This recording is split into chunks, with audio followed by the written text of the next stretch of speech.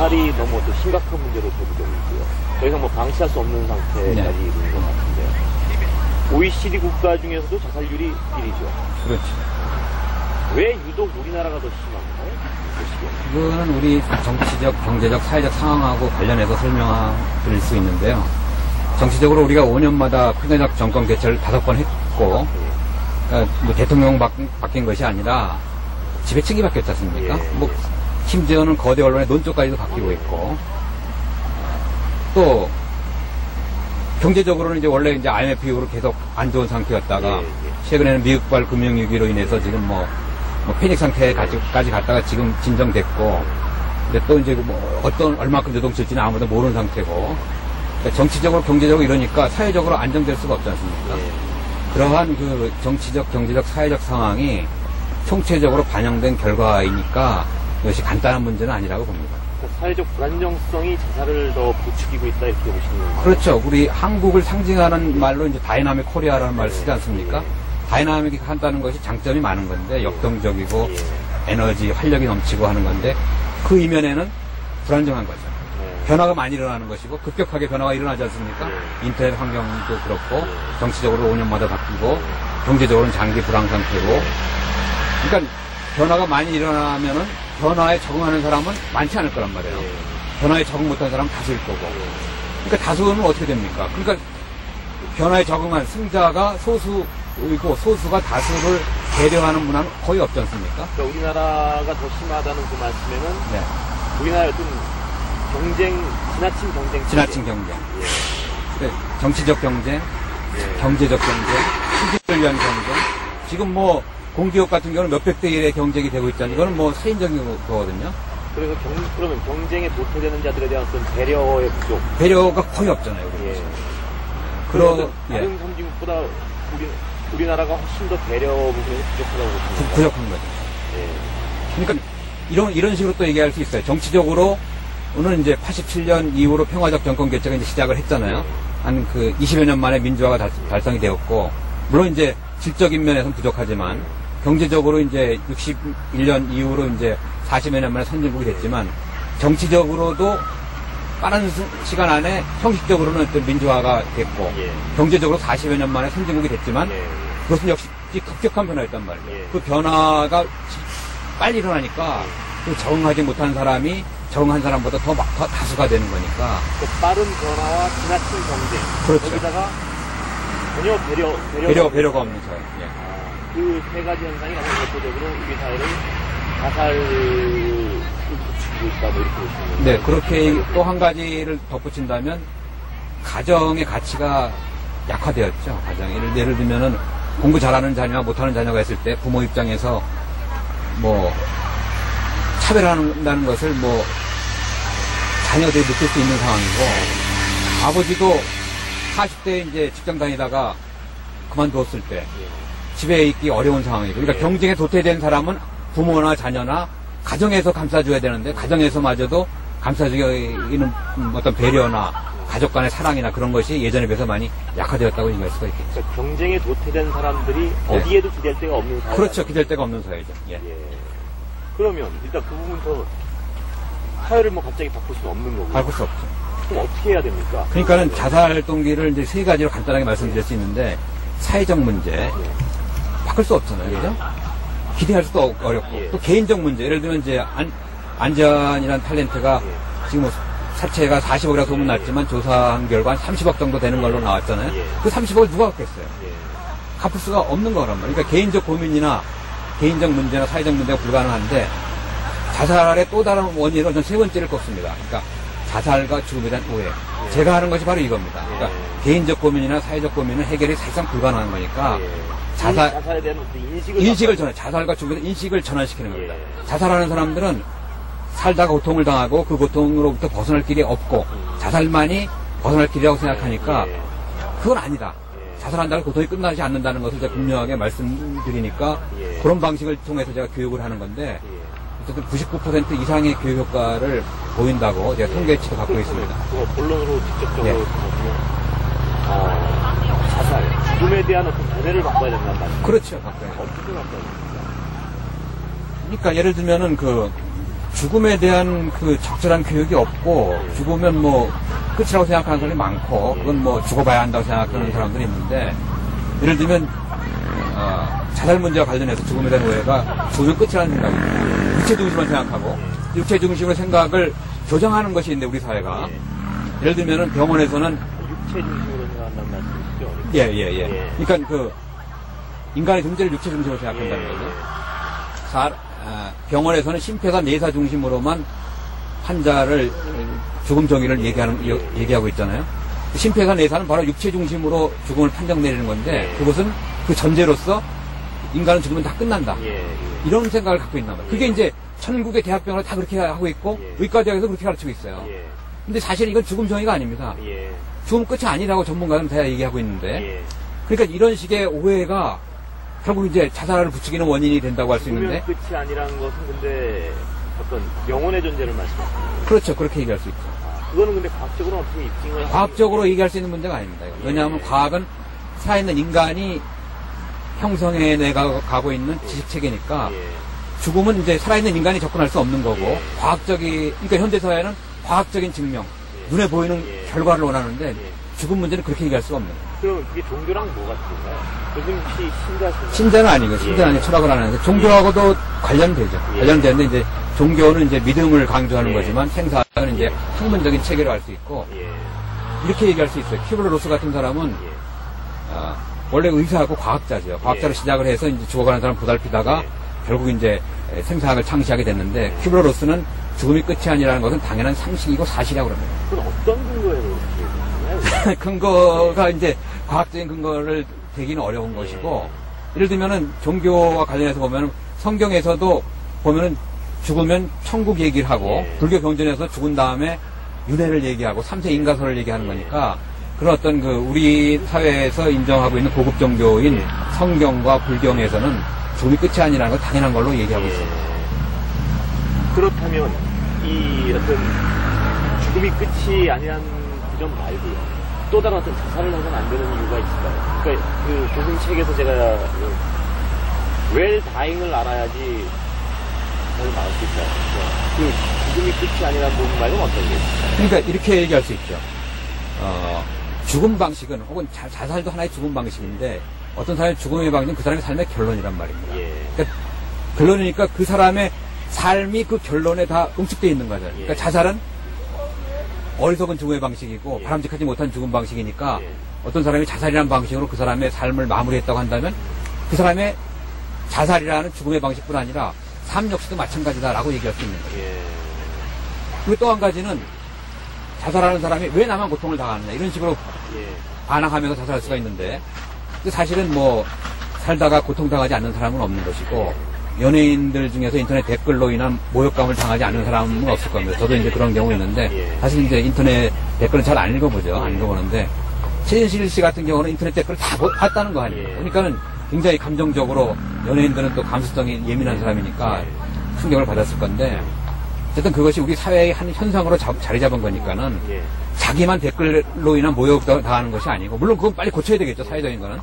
그러니까 나만 고통을 당하는 것이라는 오해를 하게 되겠지만 자살하는 사람들 대부분 자기 고통이 굉장히 크다고 생각합니다. 근데 그 고비를 지나면 별게 아니게 된 그런 경우를 굉장히 개인적으로 많이 느끼는 사람들이 많이 있을 겁니다. 그러니까 자살을 어떤 교수님 말씀대로라면 자살을 막기 위해서는 생을 바라보는 어떤 초점을 바꿔야 된다. 그렇죠. 시각의 문제. 그러니까 예를 들면 고통이라고 하는 걸 봤을 때 고통이라는 것을 사람에 따라서 어떤 사람은 굉장한 스트레스를 받지만 어떤 사람은 전혀 모르고 지나간단 말이에요. 죽음이라는 것을 죽음이 고통 중에서 가장 큰 건데 달라이라면 죽음은 고통이 아닙니다. 기쁨입니다. 큐블러-로스도 그렇고 큐블러-로스는 평생 동안 죽음을 연구했고 죽어가는 사람을 보살폈고 죽음의 순간을 기다렸던 사람입니다. 이런 사람들한테는 죽음은 고통도 아니고 스트레스도 아닙니다. 그럼 죽음이 고통이 아니라면 언뜻 그 말씀을 들으면 거꾸로 해석할 수도 있을 것 같은데 죽음이 고통이 아니기 때문에 자살을 선택한다 뭐 이런 생각을 할 수도 있는 거 아닌가요? 그것도 바람직하지는 않죠. 그러니까 죽음은 자연스럽게 자연사하는 것이 가장 바람직하고요. 그러니까 또 종교적인 이유로 그냥 죽음은 고통이 아니고 천국에 가기 위해서 자살하는 사람이 있는데 그런 것도 좀 그 바람직한 생각은 아니라고 봅니다.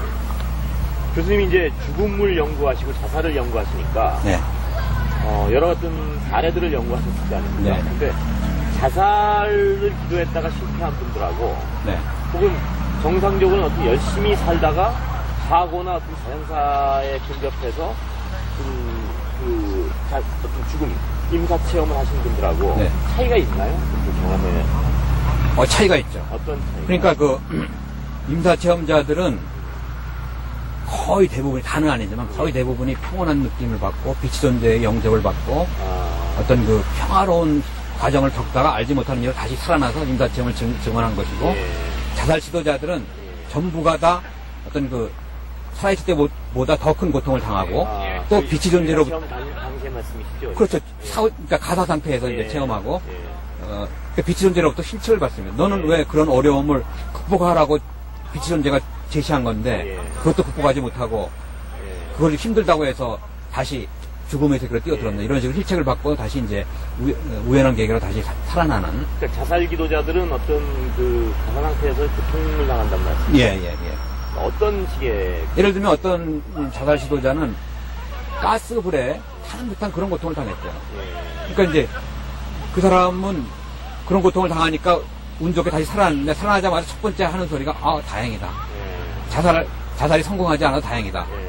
이렇게 얘기하는데 그러니까 이런 자살 예방 교육을 통해서 자살 시도자, 임사 체험자, 죽음에 대한 오해를 교육을 시킴으로써 직접 자살 시도하지 않고서라도 그런 경험을 간접 체험해서 보다 삶을 의미 있게 살고 죽음을 보다 더 자연스럽게 인간답게 맺을 수 있도록 교육하는 것이 필요하다고 얘기할 수 있습니다. 그 교수님께서 아까 우리 사회의 가장 어떤 큰 네.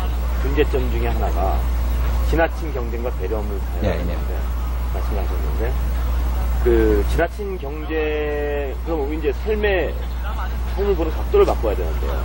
문화권마다 좀 차이가 있으니까 예를 들어 우리의 문화에 뭐 학벌, 신분 만능, 물질 만능주의, 학벌 뭐 이런 걸 보는 어떤 우리의 문화와 자살이 좀 적은 나라와의 어떤 확연한 차이가 있습니까? 그렇죠. 차이가 있죠. 그러니까 우리나라 같은 경우는 이제 뭐 기러기 아빠나 이렇게 들이 많이 생겨나는데 사실은 그거는 조금 정상적인 아닌 방식이라고 말씀드릴 수 있는데 그러한 그 어떤 그 가족 간에 떨어져서 자녀의 교육만을 위해서 그런 식으로 생활을 한다든가 혹은 하는 것이 다른 티베트나 혹은 이런 어떤 방글라데시나 그런 나라에서는 제가 볼 때 이해되기 어려운 상황입니다. 그 네팔이나 이런 데 다 그렇진 않지만 그런 사람들은 어떤 그 경제적인 부가 곧 행복을 의미하지 않는다고 생각을 해요. 예를 들면 티베트에서는 굉장히 그 생활의 질이나 국민소득은 낮지만 그 사람들의 죽음의 질은 굉장히 높습니다. 왜냐하면 죽음은 끝이 아니고 기쁨이고 절망이 아니라고 생각하니까 기쁜 마음으로 보통 사람들마저도 기쁜 마음으로 죽어갈 수 있으니까 자살은 거의 일어나지 않죠. 그런 나라에서. 그러니까 어떤 그 죽음 방식이 중요하고 죽음 이해에 대한 어떤 그 나름대로 일반인들의 상식이 풍부한 나라는 어떤 죽음을 자살이라는 그런 방식을 택하는 것이 우리나라에서 현저하게 낮습니다. 그런 나라의 특징은 뭔가요? 경쟁이 좀 덜하고 이런 경쟁이 덜하죠. 그러니까 티베트 같은 나라를 예를 들 수가 있는데 티베트가 죽음에 대한 이해가 가장 깊습니다. 그런 나라보다. 그 나라는 어떤 그 세속적인 출세와 경쟁과 어떤 그 물질이나 이런 것에 대한 어떤 그 선호도가 굉장히 떨어지고 대신 자기의 영혼이나 영성을 수행을 통해서 어떤 그 향상시키고 그런 데 초점을 맞춰야 되죠. 그러니까 어떤 그 우리 사회와 그쪽 사회의 자살률이 현저히 낮은 사회의 차이점은 삶을 바라보는 관점의 차이가 분명하다는 말씀이죠. 그렇죠. 결국 삶에 대한 관점 차이가 결국 죽음에 대한 관점 차이가 연결되는 것이고. 그러니까 죽음에 대한 가장 큰 관점 차이는 어떤 건가요? 가장 큰 것은 이제 죽음은 끝이냐 아니냐는 문제. 우리 사회에서는 거기에 대한 합의점을 찾기가 어렵습니다. 그것도 거기에 대한 분명한 확신을 갖고 있는 사람이 드물고. 근데 그런 티베트 같은 나라는 죽음이 끝이 아니라는 건 당연한 상식이니까 논의에 필요가 없어요. 근데 우리는 어느 집단을 가든지 이 문제를 계속 논의해야 됩니다. 그것도 하나의 차이고 또 죽음에 대한 담론 자체를 거부하잖아요, 우리 사회는. 티베트 같은 데는 그렇지가 않죠. 당연한 게 죽음은 삶의 자연스러운 과정이니까 편안하고 여유있게 죽을 수 있도록 항상 준비하고 그렇게 대부분 사람들이 죽어가고 있는 거니까. 우리나라에서 어떤 죽음이란 자체를 논의의 대상으로 끌어내지 못하는 것도 문제가 있는 건가요? 문제가 심각한 거예요. 그러니까 저는 그 자살이 많이 일어난 이유 중에 하나도 죽음에 대한 논의가 타부시 되니까 예. 공개시 되지 않으니까 예. 그런 것에 중요한 원인에 있다고 봅니다. 그러니까 죽음에 대한 논의가 어떤 활발하게 이루어졌을 때 왜 자살이 주어지게 되는 거예요? 일단 죽음이 끝이 아니고 예. 죽음 방식은 자기 삶의 결론이니까 자기 삶의 방식과 죽음의 방식이 다음 삶을 이어지는데 중요한 계기가 되는 거니까 아무렇게나 살고 아무렇게나 죽어서는 안 되는 거니까 예. 그러니까 삶과 죽음 방식과 죽음 이유는 연결되는 거니까 예. 보다 성숙되고 보다 바람직하고 그런 방식으로 살고 죽어야 되는 거라고 당연히 결론이 나오는 거죠. 그러니까 죽음에 대한 어떤 적절한 이해가 있으면 자살률은 당연히 그런 이유로 떨어진단 말이죠. 그렇습니다. 죽음을 알면 자살하지 않습니다. 예. 자연스럽게 죽음을 편안하게 죽음을 맞이할 수 준비하는 것이니까. 예. 그러면 요새 그 어떤 특히 연예인들의 자살도 있잖아요. 그분들의 어떤 그 자살의 어떤 특징적인 게 좀 있나요? 다른. 그러니까 뭐 인기에 대한 과도한 집착이고, 근데 이제 인기라는 것이 진짜 뜬구름 같은 거고 있다가 없는 건데 또 그런 인기가 있다가 없어질 것에 대한 불안감도 있고 또 대중의 인기는 있지만은 또 고독한 거 아닙니까? 고독하고 또 하나는 이제 악성 댓글이 이제 특히 연예인 같은 경우는 아주 그냥 뭐 표적이 돼 있다시피 한 거니까 그 세 가지가 자살에 많이 일어나게 되는 원인이라고 지금 이제 그 부분도 아까랑 이제 맞물려 있는 것 같은데 우리가 우리 사회에서는 어떤 성공, 뻘, 뭐 돈 이런 거를 위해서 많은 사람들이 어떤 정신없이 뛰어가는데 그렇죠. 거기에 대한 가치관을 바꾸는 것이 굉장히 중요하다는 말씀이시죠? 그렇죠. 그러니까 우리 사회에서 말하는 행복의 기준은 지금 말씀하신 대로 명문대학 나오고 좋은 직업 갖고 출세하고 돈 많이 벌고 이런 몇 가지 가치에 따라서 움직이는데 사실은 뭐 그러한 것을 성취했다고 해서 돈이 많다고 해서 행복하냐 삶의 질이 높냐 그건 아니거든요. 그런 것은 삶을 약간 편리해주게 하는 것이고 실제로 인간의 삶을 만족시키고 행복하게 느끼는 것은 일생 동안 한두 번 느끼는 그런 어떤 것이 아니라 명문대학이 한 번밖에 못 하잖아요. 하루하루의 삶 속에서 만족을 느끼고 또 여유를 느끼고 평화를 느끼고 행복감을 느끼고 이런 것이 오히려 더 우리 행복이나 삶의 질이라는 측면에서는 더 귀중한 건데 그것을 우리는 거의 뭐 무시되고 있잖아요. 그러니까 삶의 방식과 행복의 기준과 죽음에 대한 이해를 근본적으로 바꿀 필요가 있다고 합니다. 그러니까 우리가 사는 게 행복하게 위해서 사는 건데 그렇죠. 우리는 뭘 얻기 위해서 사는 뭐 그런 점 때문에 우리 권리를 높이려는 거죠. 그렇게 말씀하실 수도 있겠죠. 그러니까 먹는 것이 사실은 뭐 인간이 뭐 5만원짜리 먹든지 5천원짜리 먹든지 뭐 돈에 의해서 이제 가치를 매길 수가 있는 거지만은 실제로 뭐 전통식의 우리 어떤 그 된장찌개 같은 거 5천원이면 충분히 맛있게 먹을 수 있는 거 아닙니까? 먹는 거. 먹는 게 아니고 뭘 얻기 위해서 우리는. 그렇죠, 얻기 위해서. 그렇지. 근데 사실 우리는 행복을 위해서 살아야 되는 그쪽으로 가치관을 바꾸는 게 가장 자살률을 떨어뜨리는 데는 중요한 거라고 보시는 거예요. 그렇습니다. 그게 근본적인 대책이죠. 그러니까 삶의 가치관, 죽음에 대한 이해, 그것이 바뀌지 않는 상태에서 상담을 통해서, 그러니까 상담하는 사람들이 뭘 상담할 수 하는지 저는 참 궁금해요. 좀 이제 깊이 있는 철학이나 삶의 가치나 죽음의 이해나 그런 것을 가지고 얘기를 해줘야 되는데 어떤 그 세속적인 울타리에서 벗어나지 않는 상태에서 아무리 상담을 해봐야 그 사람의 개인적인 고민이나 사회적 문제를 해결이 안 되는 거니까 그런 면에서는 그 좀 삶의 시각과 죽음에 대한 오해를 불식시키기 위한 것이 바로 근본 대책이라고 봅니다. 그 전에 교수님 이제 생화학을 전공으로 가르치고 계신데 생화학이 뭔가요? 생사학이라는 것은 삶과 죽음을 깊이 있게 체계적으로 접근하는 학문이고 예를 들면 자살 문제, 안락사, 존엄사 문제, 낙태 문제, 영혼의 문제, 영혼의 성숙 문제 그런 문제를 연구하는 분야죠. 근데 이제 문제는 그 죽음 이후에 대한 어떤 논리적, 과학적 증명이 안 되다 보니까 우리 모두가 거기서 컨센서스를 이루기 어려운 부분이 있는데요. 그럼 어떻게 대해야 되나요? 그런 부분에 대해서. 그러니까 일단 뭐 그걸 한 번 교육을 받는다고 그래서 책 한 권 읽는다고 그래서 그게 바뀔 문제는 아니거든요. 그러니까 이런 식으로 생각해 보면 되죠. 죽음은 하나의 죽음인데 달라이라마가 보는 죽음과 우리나라 사람들이 보는 죽음과 티베트의 보통 사람들이 보는 죽음 다 다르단 말이에요. 이거를 좀 고민을 해달라는 거예요.